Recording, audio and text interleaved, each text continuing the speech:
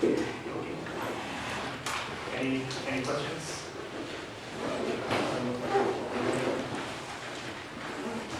Can somebody tell me what we did? Generalized eigenvectors. So what's the point? To get a basis, right? We get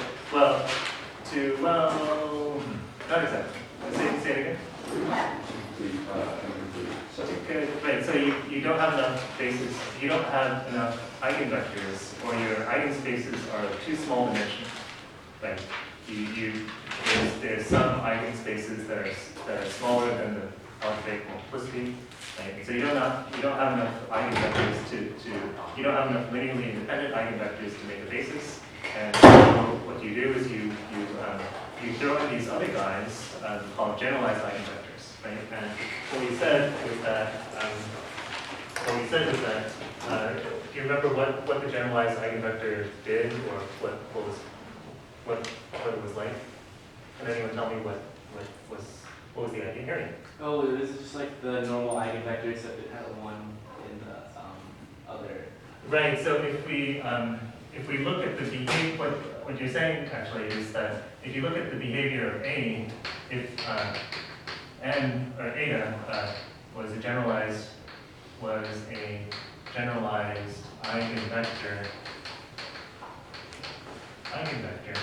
right? Then it turned out that it was almost like so this would have to be corresponding to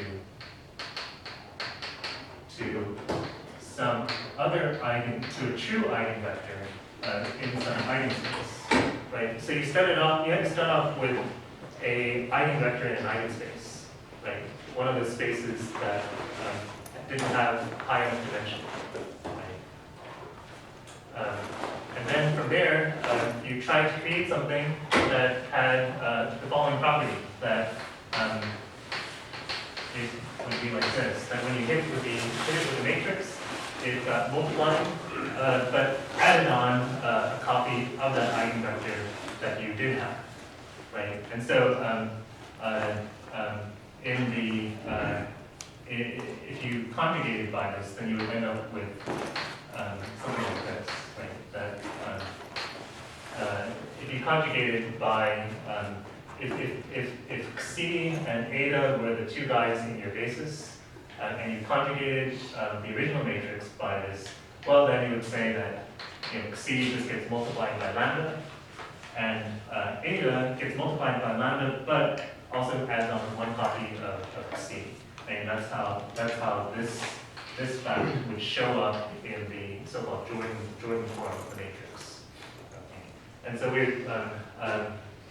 right, so that's what we were doing, and we had finished up sort of half of the example.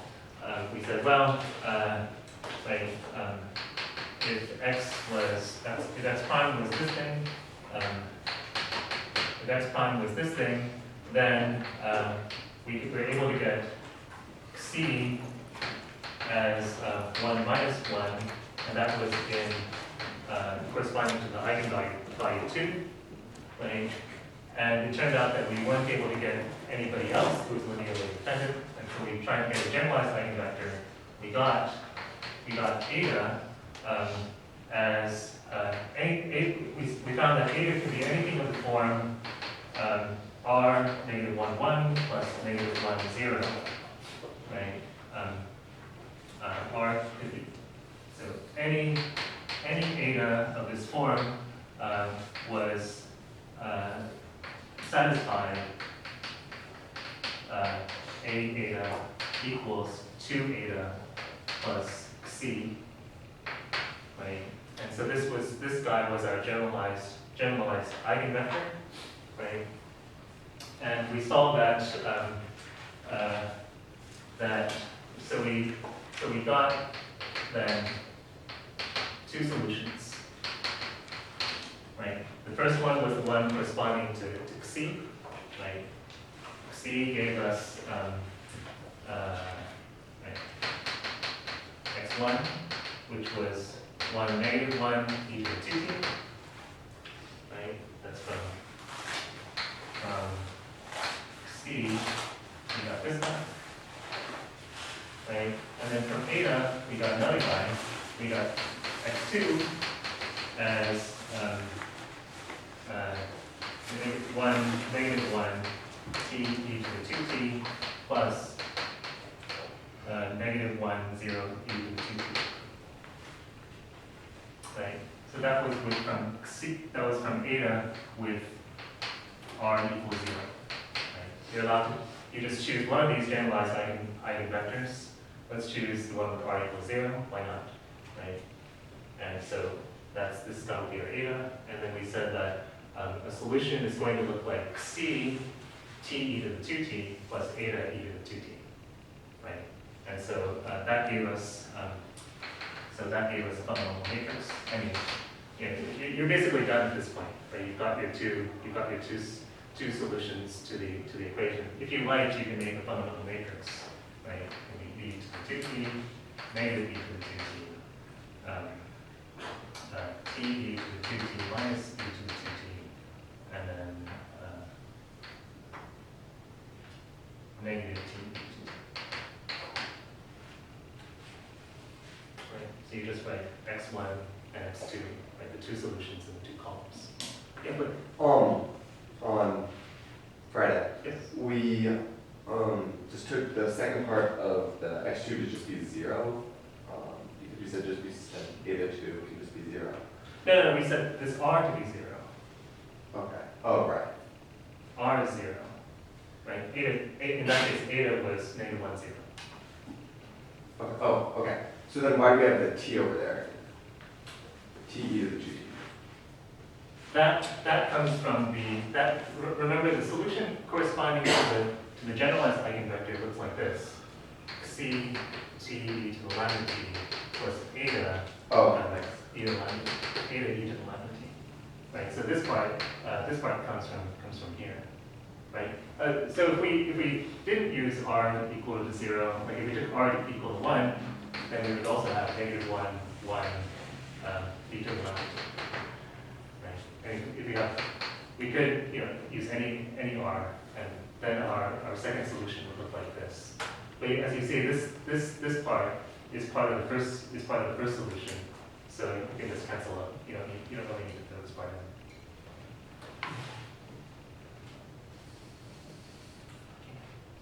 Everyone see how it works, right? At least in the 2x2 case, and I should say that we're not really telling you the real story, the full story. But in the 2x2 case, this is what happens, right? Your generalized eigenvector is just going to be some guy for which, if you multiply him, he gets multiplied he gets scaled by the eigenvalue, and then translated by the eigenvector that he was derived from, right? And then that gives you this sort of thing. Yeah. Have we showed why it's c times t e to the 1 t? Yeah, we did actually. We said, if you remember, last time we said, well, let's suppose that we have a solution of this form, right? Let's suppose that we have a solution of this form, and then in that case, what would have to happen? And then we went through it and we said, oh, look, in that case, c has to be an eigenvector, and eta has to satisfy this equation, right? And so as long as we got a c that was an eigenvector and an eta that satisfied this equation, that is an eta that was a generalized eigenvector, then this thing would be a solution. Okay, but if you're ready to say that we pulled that out of the hat, right? Why did we throw in that t thing at the beginning? Maybe you think back to what we did earlier, and whenever we had the repeated roots case, we threw in the t, right? When we did the method of undetermined coefficients. So maybe that motivates it. But even that was sort of mysterious too, right? We sort of pulled out. We can't say that we got it from there because we also pulled it out of the hat at that time as well, right? So, but luckily we can explain how it comes right now. Okay,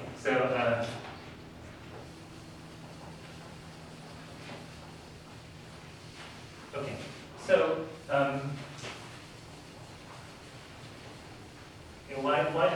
make any sense. If you think about, so the alternate path, right, just like we did, alternate route, just like we did with the diagonal, when we have the full basis of eigenvectors. Okay, we can look at it from a completely different, and I think in this case, far more natural path. You say, okay, well, look, let's conjugate A, right, by the basis matrix from the generalized eigenvector. So let's say by the generalized eigenvector basis. Matrix.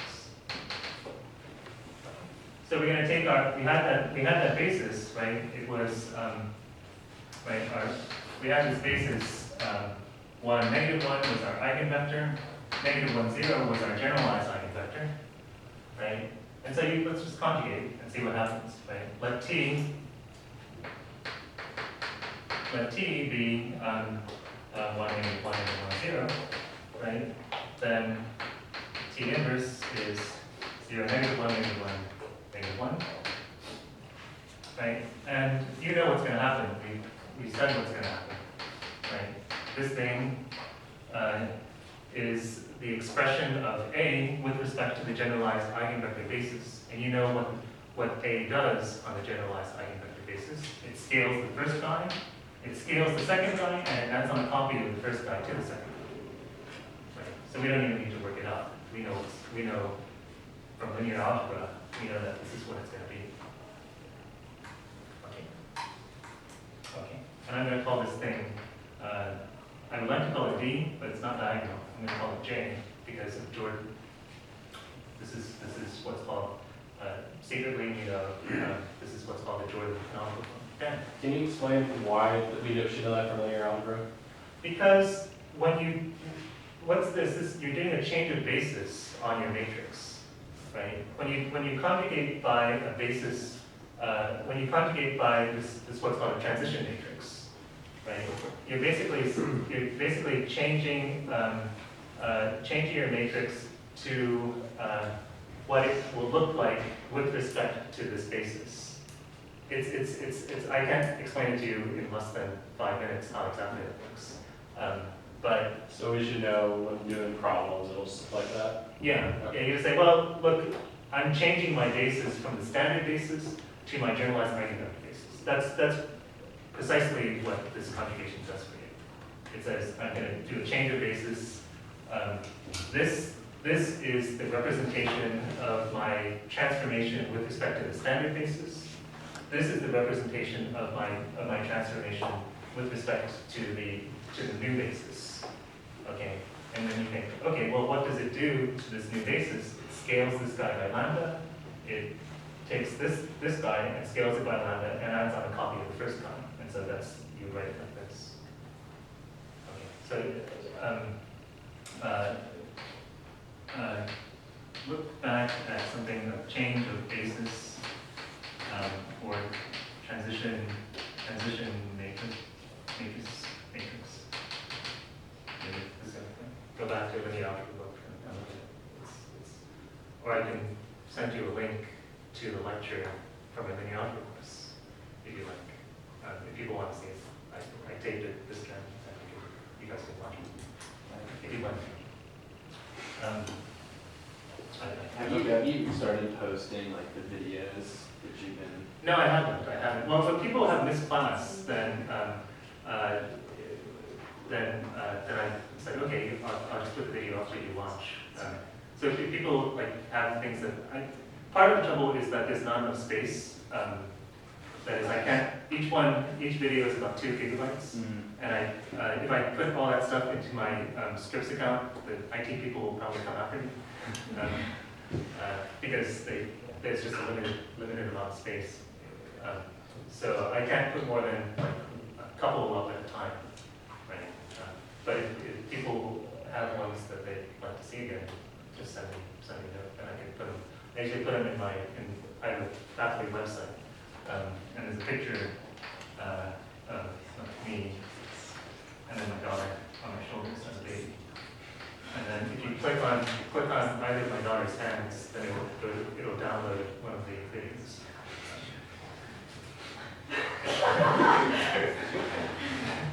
That's where I've been putting the people who need it.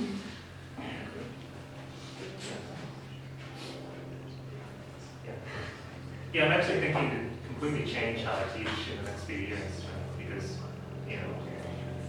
in some sense, being a teacher, being a math teacher, it's almost like being an educated parent, where every year you come and you say the same thing, and it sort of gets a little bit better over time, right? But you're saying the same thing over and over, and so if you had Adam Landsberg in physics says that we should just hire actors. We should all just get together and write scripts, and then hire actors to come in and then do them for us, right? Because why do we? There's sort of like a redundancy, an incredible redundancy going on here, right? Every year, you say the same, almost exactly the same thing over and over.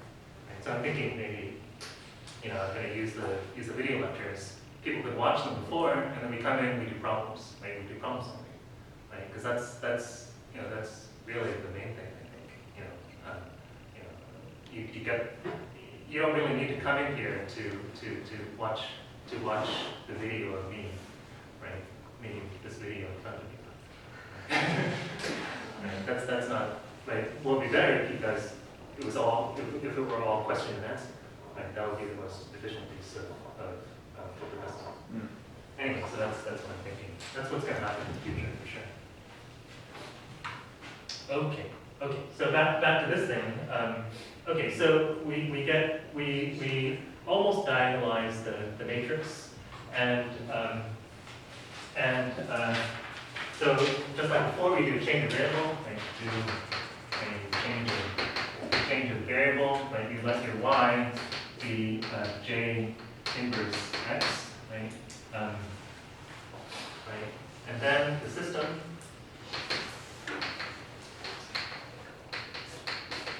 Then the system reduces to, the new system is going to be what? It's going to be y prime is equal to jy. Right.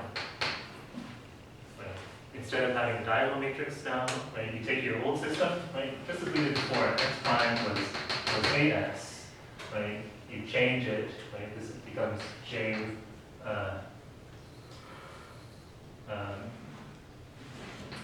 this becomes jy prime equals a jy prime. What was that? T. Sorry. This should be t. Sorry. Ty prime is equal to a ty, right? And so y prime is equal to t inverse a ty. Well, that's just jy. Right. So just like what happened in the diagonal case, the system reduces to a far less complicated system. That's x prime. Yeah. Right, you start off with your old system and then do the change of variable on it. Oh, here? Yeah. No, that's a comma. Or was it a semicolon? Oh, maybe a comma. Yeah. How do you substitute in for x prime? Because you would get that, because I see that x is equal to yt, but how is it equal to, how does that hold the differentiation? Well, these guys are functions of t, right? X and y are functions of t, right? These guys are both functions of little t, right? So ty equals x is equal to x, and then you differentiate both sides. T is a constant matrix, right? So the differentiation just falls on y. Right? So x prime is ty prime. Because t is constant. T is a constant matrix.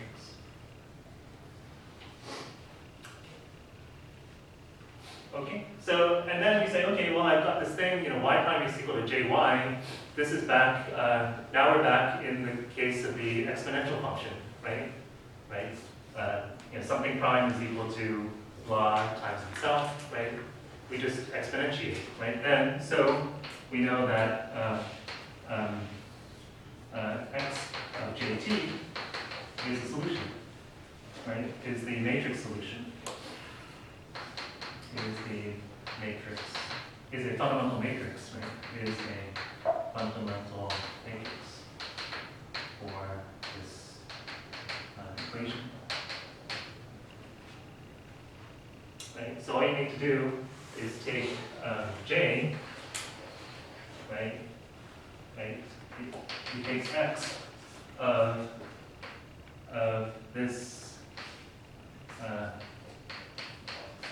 times t, right? And that will give you the fundamental matrix, and the columns will be the fundamental system of solutions. So all you need to do is exponentiate this, but this is not as easy. Although this isn't as easy to exponentiate as a diagonal matrix. You remember what happens for a diagonal matrix, right? For diagonal, then you just end up if you just have like this, then x of that just turns into e to the lambda t 0, 0, e to the lambda t. It's not so simple in this case, but it's not that hard either. It's an exercise in the homework to show that this is just e to the lambda t, e to the lambda t, t e to the lambda t.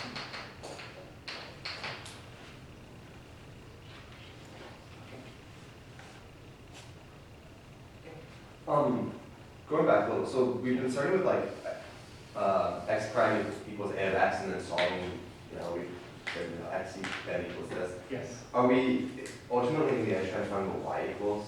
No. Well, I mean, here are the solutions to the y equation, and then we have to go back to x, right? And we go back to x by saying x is t times y. Okay, so we'll do one more step, right? So this is the fundamental set of solutions for this, right? And then we go back, we say, well, for x, right, since x is ty, we see that t times this guy, right, t x jt is a fundamental matrix for our original system.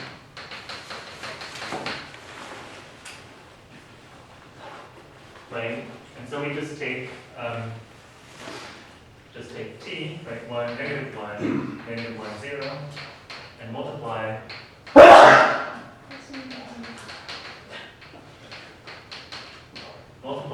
by this, right? Multiply by that, and you see what you get.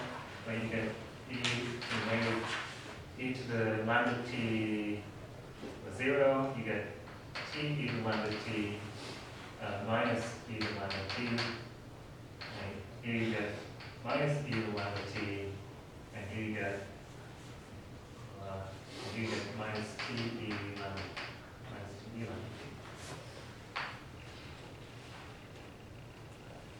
So this y is different than because we start with second order differential equations and we go into the matrix world. That's not the same one. Right. So then our final solution actually is an system of equations, or x. Right. So you're still in the matrix. You're still in the matrix form, right? And if you're interested in this, in the solutions for x, just look at the first row. Solutions are For y, yes. Solution for y. Okay. Right? And so you see, what do you get here? This is exactly the same matrix that we got before. Right? This is exactly the same matrix we got from the generalized. So these are the two solutions that we wrote down earlier. Okay, so if you didn't want to think in that in that way, why did we put in that t? we don't put in the t comes, the t arises, right? Here it is. Right? It comes when you exponentiate anything. So did you say the first row is the y value? That's right. So what's the second row then? It'll be whatever the second thing is in your system. It'll be y prime, I guess. Right? Because remember you start off with some system, right? Y double prime, right? Blah, blah, blah. That's something y prime, that's y equals 0, right? You let x1 be y, x2 be y prime, right? And then you get some matrix, right? And then so what we're solving for here is x1 is going to be combinations of this, x2, that's y prime is going to be combinations of this.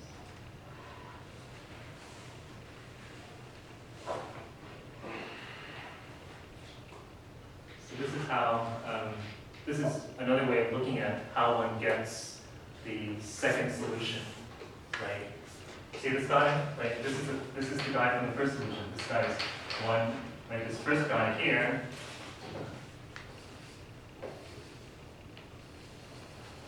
right? The first guy, right, is 1, -1, e to the minus t, right? That's the guy we saw earlier, right? It's what we got from, we had an eigenvector, and this was the solution that we got from the eigenvector, right? And this guy here, right, you see is 1, -1, t e to the lambda t, t e to the lambda t minus plus -1, 0, e to the lambda. And all these lambdas should be 2, actually. So because lambda was 2.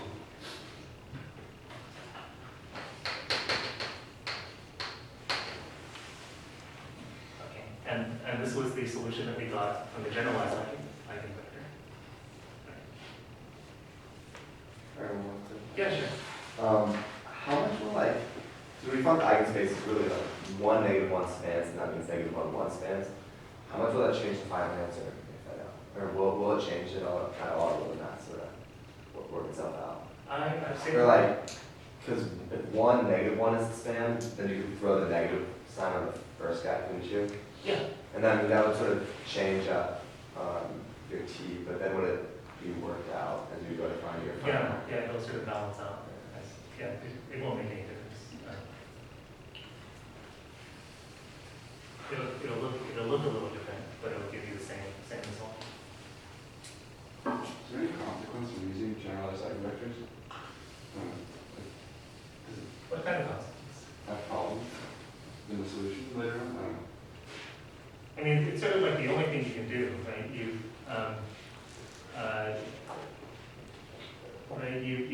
don't have enough eigenvectors to get. You don't have enough eigenvectors to get a fundamental set of solutions. Well, thankfully, thanks to Jordan, you have a generalized eigenvector basis, and so you can get solutions out. Right? There's not much else that you can do. It's simply saying that your system is complicated, right? Or is not decoupable. Right? Your system cannot be completely decoupled. You'd like it if your system were diagonalizable, right? Because then you'd have something like y1 prime, y2 prime equals lambda 1, lambda 2, 0, 0, y1, y2, right? That is to say that your system looks like y1 is equal to lambda 1, y1, and y2 is equal to lambda 2, y2. Right? In other words, that your system you've got systems, equations where each one doesn't interact with the other, right? But it turns out that that's not quite possible, right? And so, right, it turns out that you end up with this sort of thing. So your system cannot be decoupled. And in that case, you have no choice. You've got to use the generalized. Is there, under certain situation, how do we know which I guess, route to use, like this or generalized eigenvectors, one of them. It's the same root. It's the same root. Yeah. I mean, it's exactly. It is the same thing, but did we change The- variables when we were finding Like we didn't change variables when we were finding the generalized eigenvector. That's true. That's true. I guess the other way is maybe it's more straightforward. Like if you're just trying to find the answer, then just do it that way, right? So what's like, is there a benefit to doing it this way versus like finding the generalized eigenvector? Not in terms of calculation. Yeah, not in terms of calculation. But I guess it has the advantage of being more natural. Right? The other one, you pull the T, you just say, let's suppose that we have a solution that looks like this. Okay, and it's sort of, why do you suppose that you have a solution that looks like this? Well, in fact, this is why. Where does that T come from? It comes from exponentially.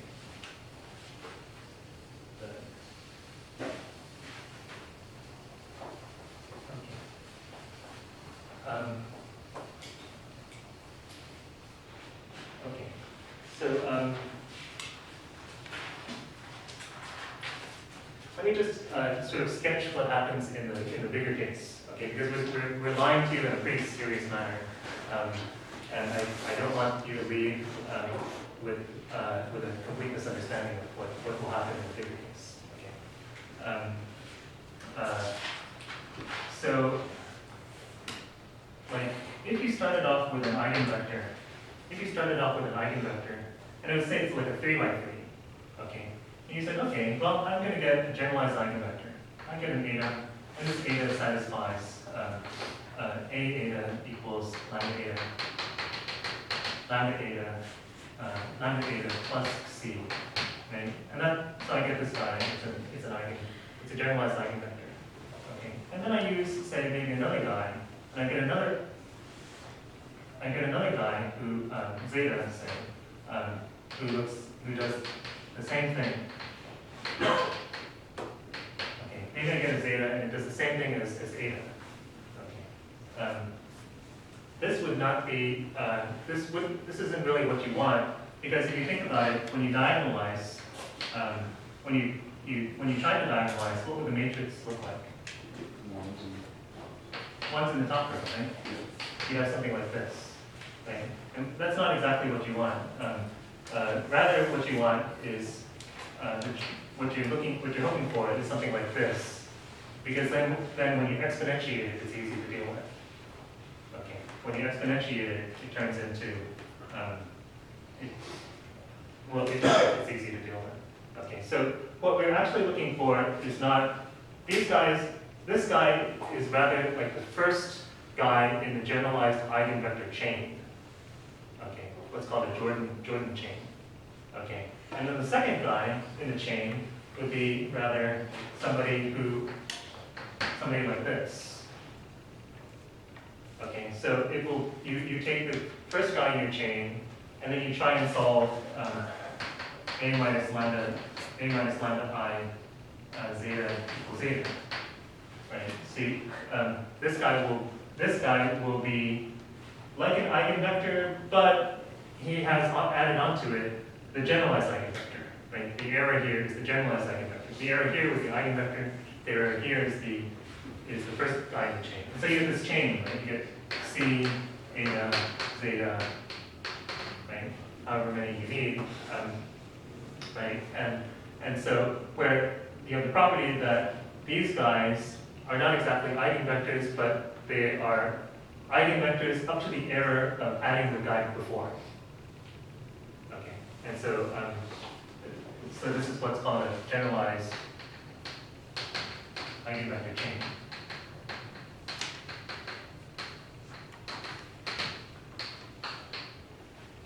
Okay, so right, so. Okay, so let me sort of sketch out an example of this. So this is problem 17 from 7.8.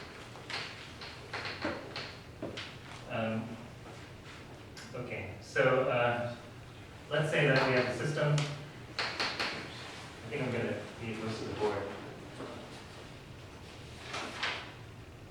No. Okay, so x prime is ax, where a is this thing, 1, 1, 1, 2, 1, negative 1, negative 3, 2, 4. Okay. And then you work it out, and the characteristic polynomial has a triple root. So lambda equals 2 is has algebraic multiplicity 3. Okay, but when you try to work it out, it has geometric multiplicity 1. Right, so you're short. You're short by 2 also. So when you're doing this, you would be given that, and then you still have to solve for the eigenvectors. Yeah. You still have to, you still start off hoping that it will be diagonalizable, right? Like you say, okay, let me find the eigenvalue,